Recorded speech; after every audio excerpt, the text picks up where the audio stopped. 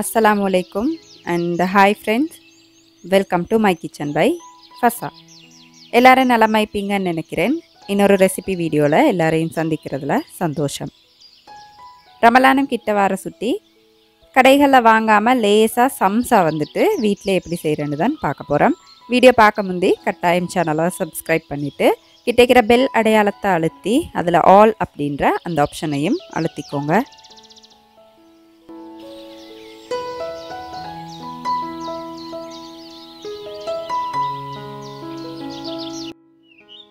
இந்த சமோசா அப்படி இல்லாட்டி நாங்கள் ஸ்ரீலங்காவில் சம்சான்னு சொல்லுவோம்.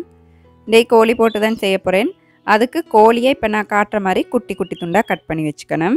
கட் பண்ணி நல்லா உப்பு மஞ்சள் போட்டு கழுவி எடுத்த பிறகு கலருக்கு தேவையான அளவு மஞ்சள், தேவையான அளவு உப்பு சேர்த்துக்கோங்க. இப்போ இதை நல்லா பிரட்டிட்டு இதை நாங்கள் இப்போ சமைச்சிருவோம். தேவையான அளவு எண்ணெய் சேர்த்துக்கோங்க. கடுகு வெடித்த பிறகு கொஞ்சம் இஞ்சி பூண்டு விழுது கொஞ்சம் சேர்த்து பச்சை வாசனை போன பிறகு தான் சிக்கனை கொட்டி இப்படி நல்லா பரட்டி விட்டுறணும். எனக்கு அந்த துண்டு வந்து ஷூட் ஆகி பட்டில. இப்போ கட்டாயம் இஞ்சி வெள்ளைப்பூடு சேர்த்துக்கோங்க. சேர்த்து நல்ல எண்ணெயில் இந்த கோழி துண்டுகளை பரட்டிக்கணும். நீங்கள் ஆட்டிறைச்சி அப்படி இல்லாட்டி மாட்டிறைச்சி பாவிக்கிறேன்டா இறைச்ச கொஞ்சம் சின்ன சின்ன துண்டுகளாக வெட்டி உப்பு மஞ்சள் போட்டு அவிச்சு எடுத்துட்டு மிக்சியில் கொஞ்சம் கொஞ்சமாக போட்டு அரைச்சி எடுத்துக்கணும். அதுக்கு பிறகு இப்போ நான் காட்டுற மாதிரியே உங்களுக்கு அதை சமைச்சிக்கலும். இப்போ இந்த சம்சாக்கு பிணைகிறதுக்கு நான் கொஞ்சம் ஆட்டாமல் ஸ்ரீலங்காவில் நாங்கள் கோதுமை மாண்டு செல்கிற மைதா கொஞ்சம் கலந்துட்டு கொஞ்சம் ரவையும் சேர்த்திக்கிறேன். நல்லா மொறுமொறுப்பாக வரணும் அப்படின்றதுக்காக வேண்டி. அதோட தேங்காய் எண்ணெய் கொஞ்சம் சேர்த்துக்கோங்க. கலர் வாரத்துக்கு கொஞ்சமாக சீனி சேர்த்துக்கோங்க. சேர்த்து இப்போ இதுக்கு தேவையான அளவு உப்பும் சேர்த்துக்கோங்க. இப்போ இந்த இன்க்ரீடியன்ட்ஸ் எல்லாம் ஃபஸ்ட்டுக்கு நல்லா இப்படி பிரட்டி வச்சிடணும். அதுக்கு பிறகு கொஞ்சம் கொஞ்சமாக தண்ணி சேர்த்து நல்ல ஒரு இறுக்கமான மாக்கலவையாக தான் நீங்கள் இதை கலந்து எடுத்துக்கணும் கட்டாயமாக. அப்போ தான் உங்களோட சம்சா வந்துட்டு நல்லா மொறுமொறுப்பாக வரும். இப்போ பட்டிஸ் எல்லாம் செய்கிறண்டாலும் நீங்கள் இறுக்கமான மாக்கலவையாக தான் கட்டாயமாக கலந்து எடுக்கணும். நான் இன்றைக்கி செய்கிற ரெசிபீஸ் அளவுகள் எல்லாமே டிஸ்கிரிப்ஷனில் தந்திப்பேன். டிஸ்கிரிப்ஷன் அப்படின்னா என் வீடியோக்கு கீழே குட்டியாக ஒரு அம்பு குறிக்கும். அதை அழுத்தி பார்த்தீங்க அப்படின்னா உள்ளுக்கு நல்லா டைப் பண்ணி வச்சுப்பேன். மாவை நீங்கள் நிறைய பிணைய வேண்டிய அவசியம் இல்லை. கலக்கும்போது இப்படி ரவுண்டாக வந்தாலே போதும். நிறைய பிசைஞ்சாண்டாலும் சாஃப்டாயிருமா. இப்போ மேலால் கொஞ்சம் எண்ணெய் தடவிட்டு இதை மிச்சம் வைக்க தேவையில்ல. ஒரு 15 நிமிஷம் வச்சா தாராளமாக போதும். அதுக்கிடையில் கோழி வந்து அதில் உள்ள தண்ணியிலே நல்லா வெந்துட்டு இப்போ நாங்கள் இதுள்ளுக்கு கட்டர் தூள் சேர்த்துக்குவோம். கட்டர் தூள் அப்படின்னா துண்டு மிளகாய், காஞ்ச கொச்சிக்கவை லேசாக வறுத்துட்டு மிக்சியில் போட்டு இப்படி துண்டு துண்டாக வாரதுக்கு அரைச்செடுக்கிறேன். என் இந்தியன் ஃப்ரெண்ட் ஒருத்தங்க கேட்டிருந்தாங்க. காரத்துக்கு தேவையான அளவு சேர்த்துக்கலும். நான்டா இந்த சம்சா கறி செய்கிறதுக்கு மிளகுத்தூள் எல்லாம் பாவிக்கிறல்ல. உங்களுக்கு வேணும்டா கொஞ்சம் மிளகுத்தூளும் சேர்த்துக்கலும், உங்களோட விருப்பம். அப்புறம் ஒரு பெரிய வெங்காயத்தை நல்லா மெல்லிசாக கட் பண்ணிவிட்டு போட்டு நல்லா பிரட்டி விட்ட பிறகு அந்த வெங்காயத்தில் உள்ள தண்ணி நல்லா வத்துற வரைக்கும் அளவான நெருப்பில் மூடி வச்சிடணும்.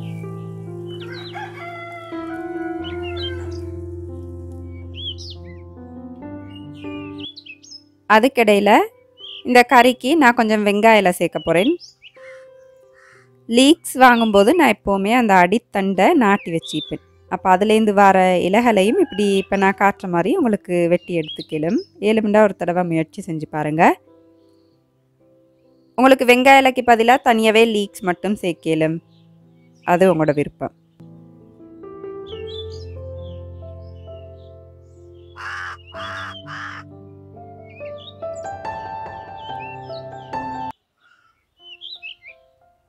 இப்போ அந்த வெங்காயம் நல்லா வதங்கி அதில் உள்ள தண்ணியெல்லாம் இல்லா போன பிறகு நான் இப்போ பிச்சை எடுத்துகிட்டு வந்த வெங்காயில் கொஞ்சம் லீக்ஸ் அதோட கொஞ்சம் கருவேப்பிலையும் அரிஞ்சு சேர்த்துக்கோங்க. சேர்த்து நல்லா பிரட்டி விட்ட பிறகு உடனே நெருப்புலேருந்து எடுத்துடணும். அந்த போட்டிக்கிற இலைகள் வந்துட்டு மிச்சம் வேகப்படாது. க்ரன்ச்சியாக இருந்தால் தான் நல்லா டேஸ்ட் ஆயிக்கும். தேவைண்டா கொஞ்சம் தேசிக்காய் புளி சேர்த்து நல்லா பிரட்டி விட்ருங்க. உங்களுக்கு வேணும்டா சேர்த்துக்கலும், நல்லா டேஸ்ட் ஆயிக்கும்.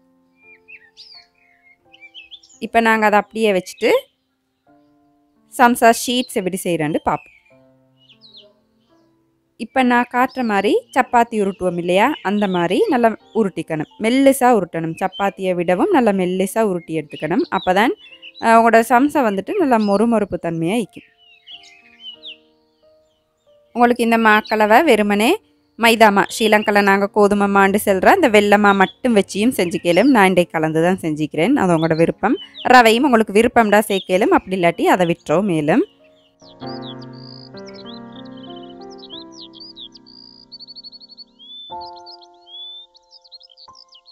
இப்போ நான் காட்டுற மாதிரி ஃபஸ்ட்டுக்கு சப்பாத்தியை கொஞ்சம் கூடுதலாக செஞ்சுக்கோங்க. ஒரு 5லேருந்து 10 வரைக்கும் உங்களுக்கு எவ்வளோ லேசாய்க்குதோ அந்த அளவுக்கு செஞ்சீங்க அப்படின்டா ஒரே நேரத்தில் உங்களுக்கு இந்த ஷீட்டை செஞ்சுக்கலும். இப்போ நான் காட்டுற மாதிரி கொஞ்சமாக தெளிச்சிட்டு இந்த சப்பாத்திகளை இப்படி அடுக்கி வச்சிடணும். இப்போ நாங்கள் மற்ற மாதிரி ஷீட் செஞ்சோம் அப்படின்னா நிறைய எண்ணெயெல்லாம் போகும், ஆரோக்கியத்துக்கு நல்லமில்லை, அதோட கூடுதலாக செலவாகவும் மிக்கும். இப்போ நீங்கள் இப்படி செஞ்சீங்க அப்படின்னா நிறைய எண்ணெய் வந்துட்டு போகாது, அதோட ஆரோக்கியமாகவும் மிக்கும். எலும்புடா கட்டாயம் முயற்சி செஞ்சு பாருங்கள். இப்போ இப்படி அடுக்கின பிறகு ஓட்டை நல்லா சூடாக்கிட்டு இப்போ நான் காட்டுற மாதிரி 1 செகண்ட் தான் ஒரு பக்கத்தை வைக்கணும். அதுக்கப்புறம் இப்படி பெரட்டிட்டு அந்த ஷீட்டை கலட்டி எடுத்துடணும். 1 செகண்டுக்கு மேலே நீங்கள் வைக்க வேண்டிய அவசியமே இல்லை. அப்படி வச்சிங்க அப்படின்னா ஷீட்டெல்லாம் பழுதாக வைத்திரும். அப்போ நீங்கள் இப்படி பெரட்டக்கலை 1 செகண்டுக்கு பிறகு பெரட்டி இதை எடுக்கக்கலை மற்றதும் வந்துட்டு நல்லா சூடாகிக்கும். அப்போ மற்ற ஷீட்டை இப்படி பெரட்டி விட்டுட்டு எடுத்துடலும். இந்த செய்முறையை நான் கொஞ்சம் விரிவாக காட்டிக்கிறேன், உங்களுக்கு நல்லா விளங்கணும் அப்படின்றதுக்காக வேண்டி. உங்களுக்கு 10 போல் செய்கிறது கஷ்டம் அப்படின்னா 4-5 கூட செஞ்சுக்கலாம். இல்லை அப்படி செய்கிறதும் கஷ்டம் அப்படின்னா ஒன்றை சும்மா வாட்டி 1 செகண்ட் வாட்டி கூட உங்களுக்கு எடுத்துக்கலாம் ஒரு சப்பாத்தியாக. ஆனால் இப்படி செஞ்சீங்க அப்படின்னா லேசாய்க்கும், செய்யும்போது உங்களுக்கு பழகிடும்.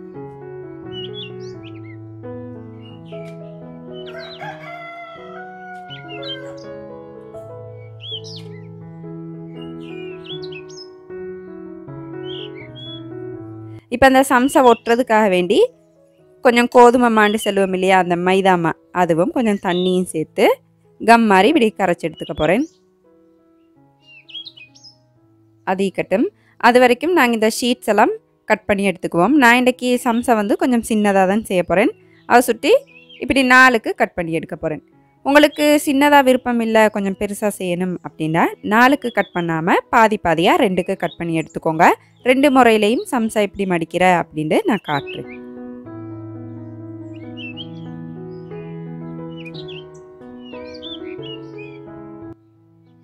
எல்லாம் கட் பண்ண போகிறோம். இப்போ நான் காட்டுற மாதிரி மடிச்சுக்கோங்க.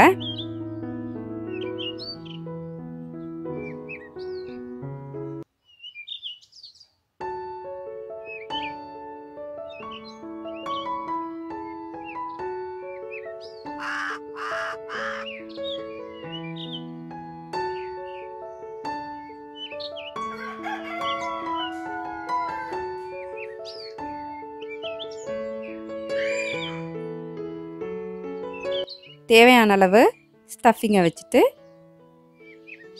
இந்த ஸ்டஃபிங் வெளியே போகாத அளவுக்கு நல்லா ஒட்டி விட்டுறணும். அப்படி இல்லாட்டி தான் நீங்கள் பொரிக்கும்போது அந்த ஓட்டைகளால் கறியெல்லாம் வெளியே போய்த்திடும். அப்போ வந்து பார்க்குறதுக்கு அவ்வளோ நல்லா இருக்காது. அப்போ உங்களால் எவ்வளோ எழுமோ அப்படி நல்லா இப்படி ஒட்டி விட்டுறணும்.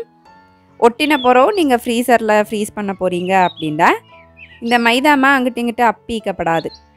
ஈந்துச்சு அப்படின்னா அந்த ஷீட்லலாம் ஒட்டி பழுதாக போய்த்திடும். ஃபஸ்ட்டு ஃப்ரீஸ் பண்ணுறாண்டா நல்லா அந்த மைதாமா அங்கிட்டு இங்கிட்டு படாமல் அழகாக அடுக்கி வச்சு ஃப்ரீஸ் பண்ணணும். இப்போ இந்த பெரிய சமோசா செய்கிறேன்டா இப்போ நான் காட்டுற மாதிரி மடிச்சுக்கலும்.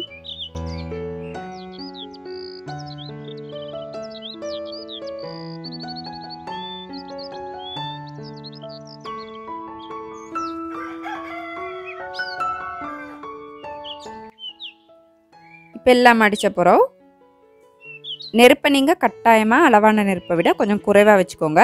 கொஞ்சம் கூடுதலான நேரம் பொரிச்சிங்க அப்படின்னா சம்சா வந்துட்டு நல்லா கிறிஸ்பி ஆகிக்கும்.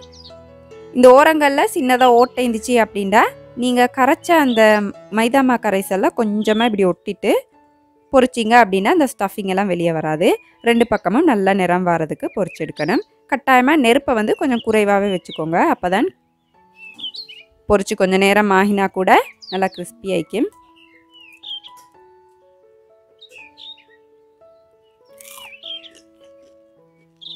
அப்போ இந்த வீடியோ உங்களுக்கு சுவாரஸ்யமாக இருந்திக்கும் அப்படின்னு நினைக்கிறேன். ஸோ லைக் பண்ணுங்கள், ஃப்ரெண்ட்ஸ் அண்ட் ஃபேமிலி கூட ஷேர் பண்ணிவிட்டு மறக்காமல் சேனலை சப்ஸ்கிரைப் பண்ணிக்கோங்க. அளவாக சாப்பிடுங்க, அந்த அளவில் ஆரோக்கியத்தை அதிகமாக சேர்த்துருங்க. வாழ்க வளமுடன். தேங்க்ஸ் ஃபார் வாட்சிங்.